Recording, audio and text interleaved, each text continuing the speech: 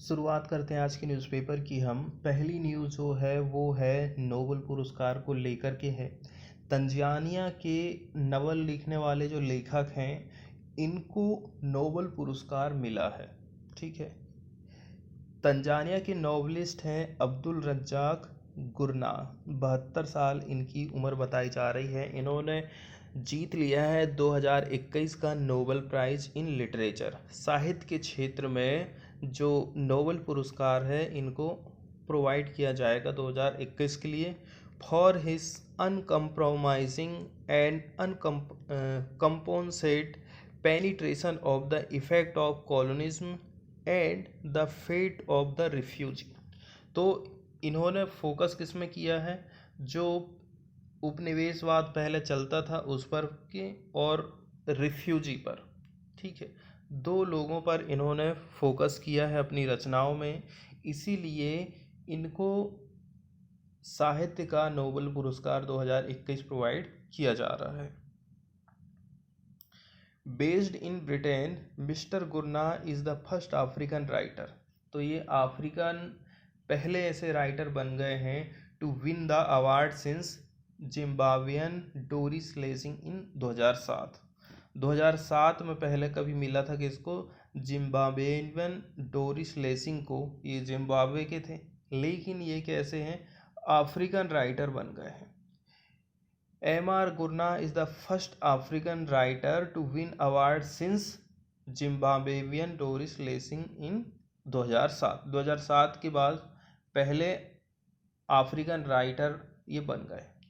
And only the second writer of colour from सब सहारन Africa. और एक पॉइंट यहाँ से निकल के आ जाता है, सब सहारन अफ्रीका से यदि देखा जाए तो ये किस प्रकार के हो जाते हैं, सेकंड नंबर के हो जाते हैं। ठीक है।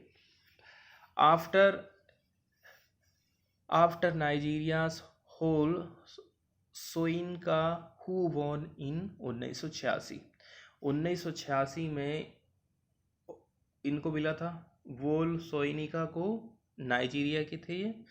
इसके बाद सेकंड नंबर पर यही आते हैं। और भी बातें बताई जाती हैं कि देखो इन्होंने जो उपन्यास लिखे हैं, ठीक है, in his 10 novels he has constantly and with great compassion penetrated the effect of colonialism in the East Africa and its effect on the lives of uprooted and migrating individual।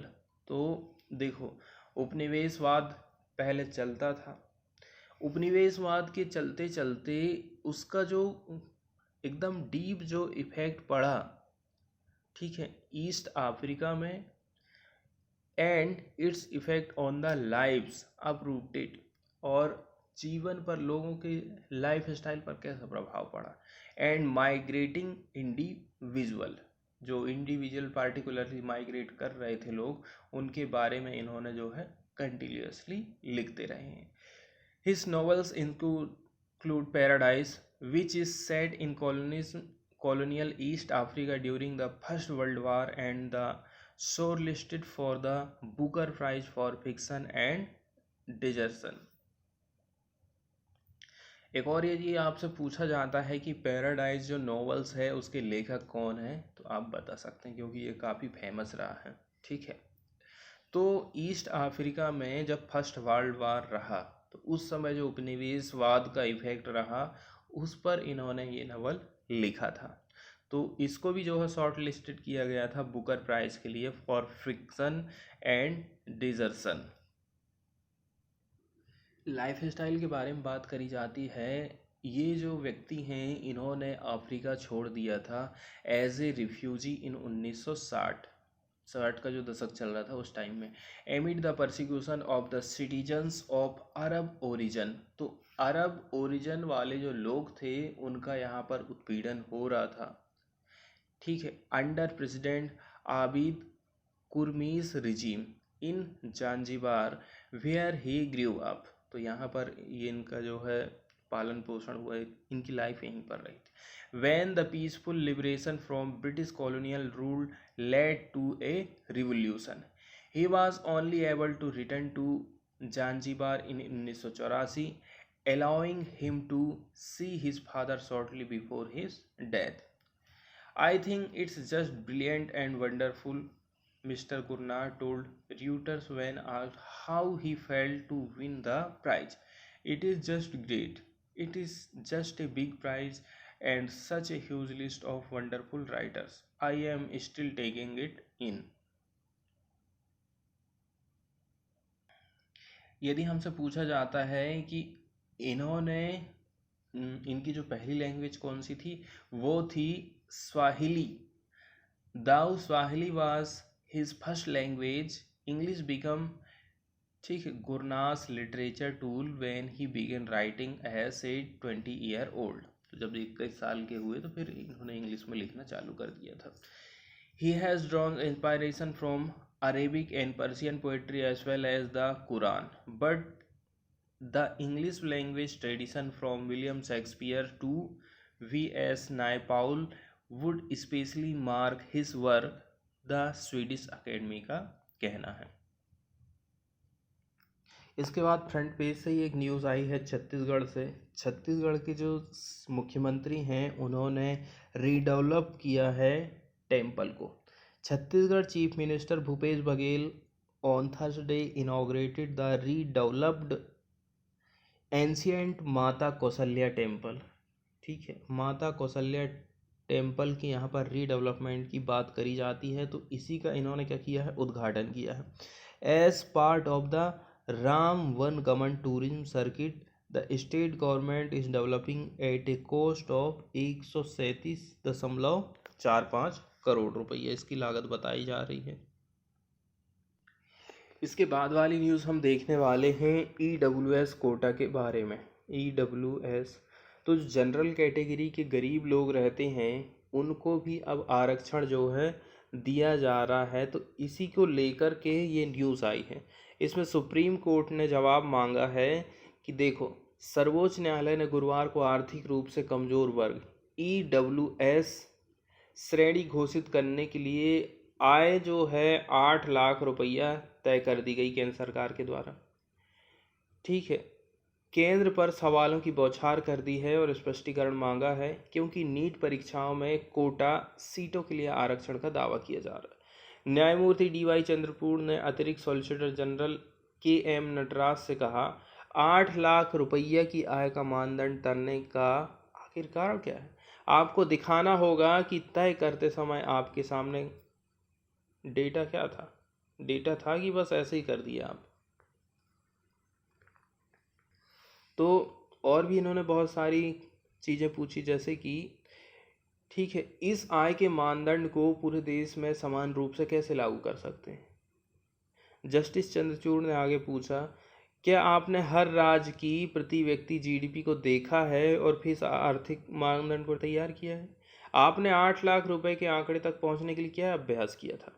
पीठ ने एक महानगरीय शहर और एक दूर दराज के गांव में जीवन स्तर के बीच अंतर का हवाला देते हुए कहा कि मुंबई और बेंगलुरु में रहने वाले लोगों की समान वार्षिक आय वाले लोगों की तुलना में बुंदेलखंड में रहने वाले किसी व्यक्ति से हम नहीं कर सकते हैं.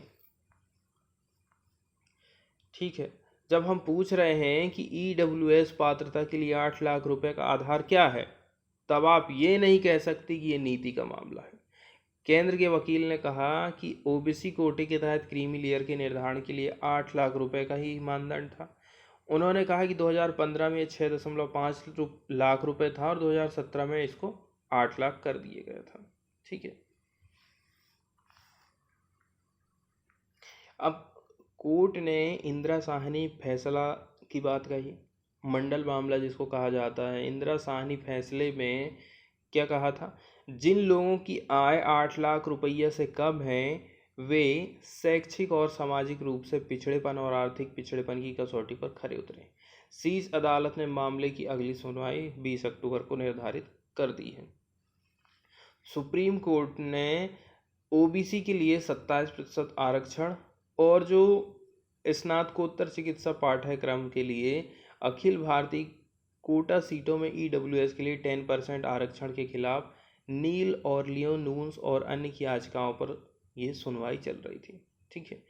NIIT के माध्यम से चुने गए उम्मीदवारों में से MBBS में 15% सीट, MS और MD पाठ्यक्रम 50% सीटें अखिल भारतीय कोटा के माध्यम से भरी जाती हैं। इसके बाद वाली जो न्यूज़ है वो है एयर पॉल्यूशन को कंट्रोल करने को लेकर के। यदि हमें मेंस में लिखने के लिए आ जाता है तो हम कुछ न्यू उपाय के तौर पर एग्जाम्पल देते हुए इस एग्जाम्पल को यहाँ पर सेट कर सकते हैं मेंस आंसर राइटिंग में। ठीक है, तो सरकार ने लॉन्च किया है एक पोर्टल जो कि डस्ट कंट्रोल नॉर्म्स को बताता है। The Delhi government on Thursday started a web page, Dust Pollution Control Self-Assessment Portal, ठीक है, on which construction and demolition site have to register themselves। इसमें जो भी कंस्ट्रक्शन से संबंधित कंपनियां हैं, ठेकेदार हैं, उनको क्या काम करना होगा, इस वेबसाइट पर जाकर के अपने आप को रजिस्टर करना पड़ेगा। 5 लाख रुपये के फाइन की बात करी जा रही है। The government also imposed a fine of 5 lakh on a construction site for, ठीक है, alleged violation of dust control law.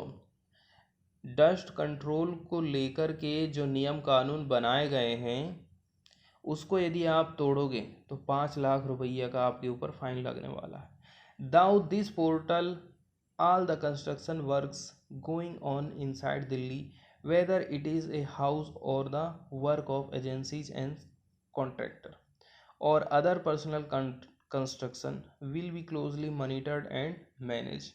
तो इस वेबसाइट के माध्यम से कंस्ट्रक्शन वर्क्स जितने भी दिल्ली में चल रहे हैं, चाहे वो कोई घर में हो, ठीक है, कोई भी एजेंसी हो या फिर कोई भी कॉन्ट्रैक्टर हो या फिर अदर पर्सनल कंस्ट्रक्शन, इनकी जो है मॉनिटरिंग अच्छे से इस पोर्टल के माध्यम से की जाएगी। Training will be begin next week to connect people to the portal so that they can start how to work with it. इसके अलावा इसमें जो है ट्रेनिंग भी देने का काम किया जाएगा ताकि लोग जो है सीख सकें इसके साथ में हमें काम करना कैसे है।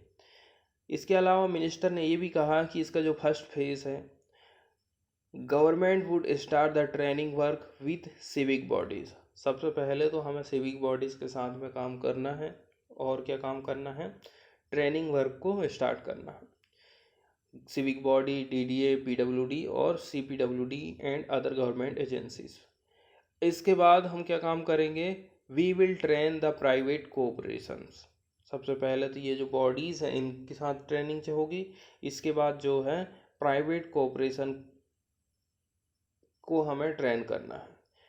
ठीक है, 15 mandatory measures on the portal have to be followed by everyone. तो इसमें जो है 15 मैंडेटरी मेजर्स हैं जिनको हर किसी को फॉलो करने की ज़रूरत है। इसके बाद वाली न्यूज़ हम डिस्कस करने वाले हैं यमुना रिवर से रिलेटेड।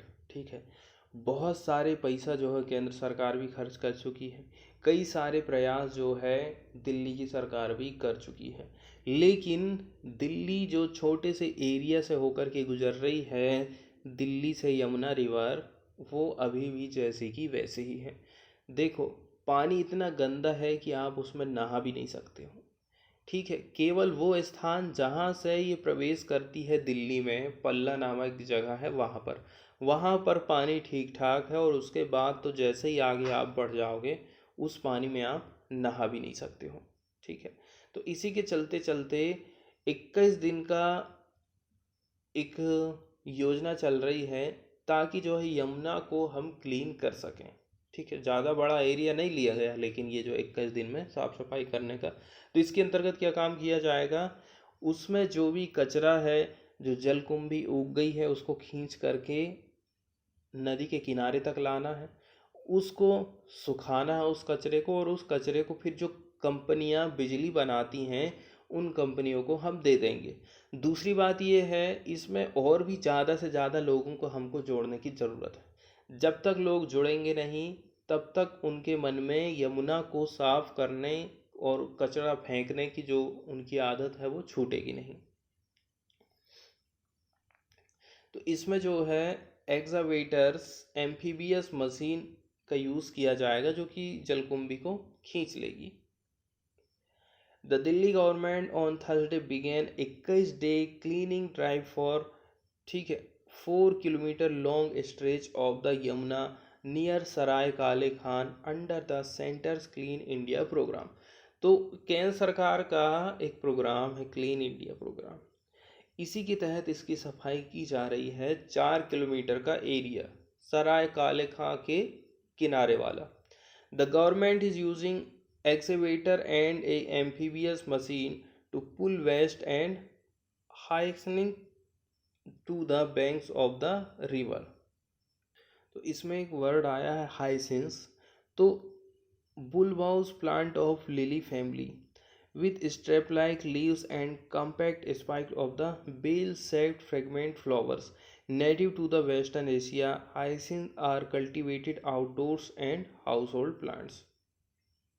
तो ये पिक्चर आप जो देख रहे हो ना, इसी प्रकार की चीज़ें वहाँ पर उग आई हैं, उनको हटाने की बात की जा रही है। तो इसके लिए मशीन है, ठीक है, और दूसरा जो काम है वो हम खुदाई के माध्यम से इसकी सफाई करेंगे, ठीक है। राजेंद्र सिंह, ठीक है, who is dubbed Waterman of the India. तो ये भी जो है इसका एक हिस्सा है। यदि हम लास्ट 20 साल की बात करें, बहुत सारा पैसा यहाँ पर खर्च किया गया to clean the Yamuna river, लेकिन अभी उसकी जो कंडीशन है जैसे कि वैसी ही है। तो पीपुल एंड अथॉरिटीज़ सबको जो है एक साथ सामने आना चाहिए। लेकिन दिक्कत यहाँ ये हो गई है कि जो लोग यहाँ पर साफ़ सफाई कर रहे हैं तो उनकी सेफ्टी को लेकर के कोई ध्यान नहीं रखा गया है, ठीक है। थर्सडे इवनिंग की बात है। About half a dozen worker were found cleaning the river, some waist deep and other knee deep in the blackish water. कई घुटने तक में घुसे थे, कोई कमर तक घुसा है। विथआउट एनी बूट्स, ग्लोव और मास्क, ना तो मास्क है, ना ही जूते हैं, ना ही उनके पास ग्लोव है। Currently the Yamuna is polluted and not even fit for bathing in Delhi stretch except for Palla, the point where the river enters the city according to the government data. Yamuna river की यदि हम बात करें तो ये गंगा की एक प्रमुख सहायक नदी है जो उत्तराखंड के उत्तरकाशी जिले में निम्न हिमालय के मसूरी रेंज में बंदरपूंछ चोटी के पास यमुनोत्री ग्लेशियर से ही निकलती है। उत्तराखंड, हिमाचल प्रदेश, हरियाणा और दिल्ली में बहती हुई उत्तर प्रदेश के प्रयागराज में जाती है और गंगा से मिल जाती, जहाँ इसको संगम कहते हैं। इसकी लंबाई 1376 किलोमीटर है। महत्वपूर्ण बांध इस पर बने हैं। लखवार व्यासी बांध उत्तराखंड में है। ताजेवाला बैराज बांध है हरियाणा में, और इसकी सहायक नदियां हैं चंबल, सिंध, बेतवा और केन है। तो यहाँ पर ये मैप देख रहे हो, जो पीला कलर है यही है यमुना रिवर, ठीक है। ये यहाँ से इसकी शुरुआत हुई है और यहाँ से होते हुई ये जाती है दिल्ली। दिल्ली के छोटे से एरिया हम देखे हैं कि वहाँ पर से ये गुजरती है। मथुरा, आगरा होते हुए ये जा कर के मिल गई है इलाहाबाद में, इसका संगम होता है। ये यहाँ पर गंगा नदी से मिल जाती है। इसी की सबसे लंबी ये सहायक नदी है। इसके बाद वाली न्यूज़ हम देखने वाले हैं HAL हिंदुस्तान एरोनॉटिक लिमिटेड से रिलेटेड। तो HAL ने डिलीवर कर दिया है हैवीएस्ट प्रोपेलेंट टैंक को to the ISRO. SC-120 LOX is a semi cryogenic tank. Semi cryogenic tank है ये पिक्चर आप देख रहे हैं ना, ठीक है। तो हमें सबसे पहले क्रायोजेनिक टैंक के बारे में या फिर व्हीकल के बारे में समझना है। क्रायोजेनिक टैंक एक ऐसा टैंक होता है जिसमें बहुत अधिक ठंडे लिक्विड को हम रख सकते हैं, जैसे कि लिक्विड ऑक्सीजन और लिक्विड हाइड्रोजन। लिक्विड ऑक्सीजन बहुत ही अधिक ठंडी होती है, इसका स्तर -185 डिग्री के करीब होता है, जो ऑक्सीजन के उबलने का स्तर होता है। क्रायोजेनिक टैंक में उन गैसों को रखा जाता है जिनका उबलने का स्तर -90 डिग्री से अधिक होता है, जैसे कि ऑक्सीजन।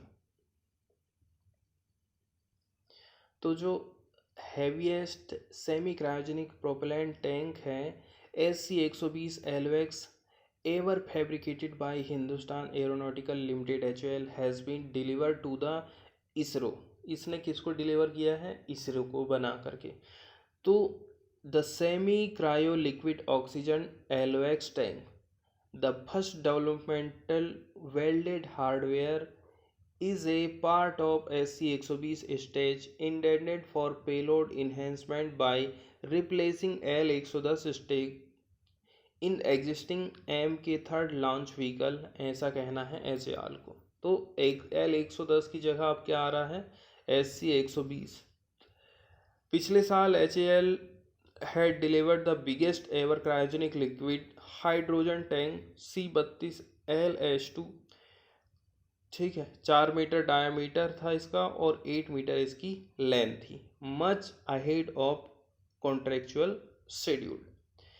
इसके अलावा ये जो प्रोपोलेंट टैंक है was handed over the M K Mishra, general manager aerospace division HAL to TKB Kumaresh Babu, general manager LHWBC, head of the resident team of liquid propulsion system centre ISRO. तो HAL के जो शीर्ष पदाधिकारी हैं उन्होंने इसरो के बड़े अधिकारी को इसको सौंप दिया।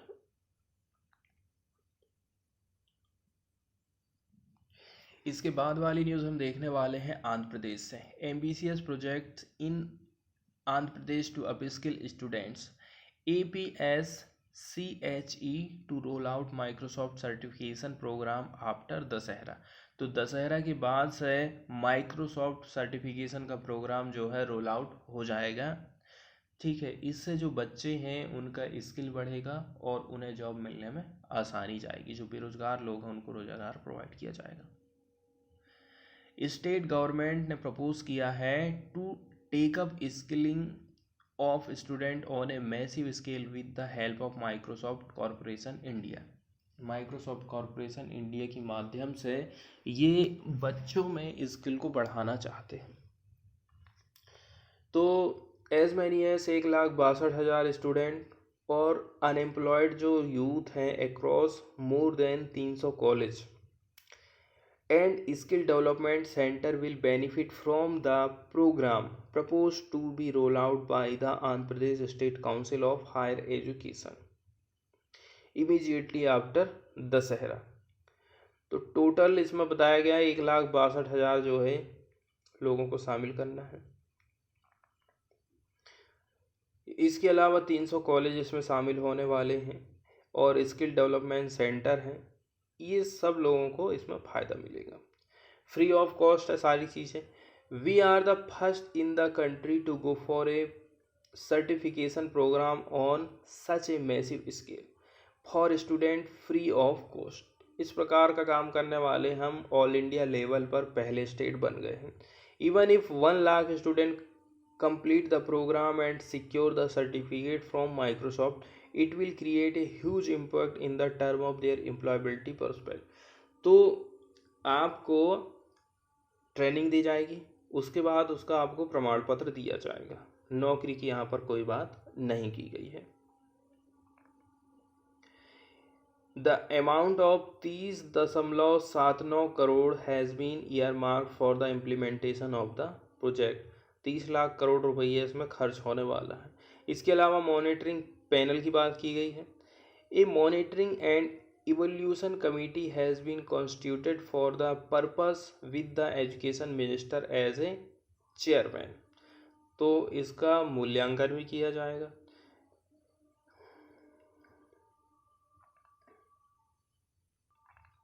अब इसके माध्यम से क्या हो जाएगा, टेक्निकल वर्कफोर्स बढ़ जाएगा।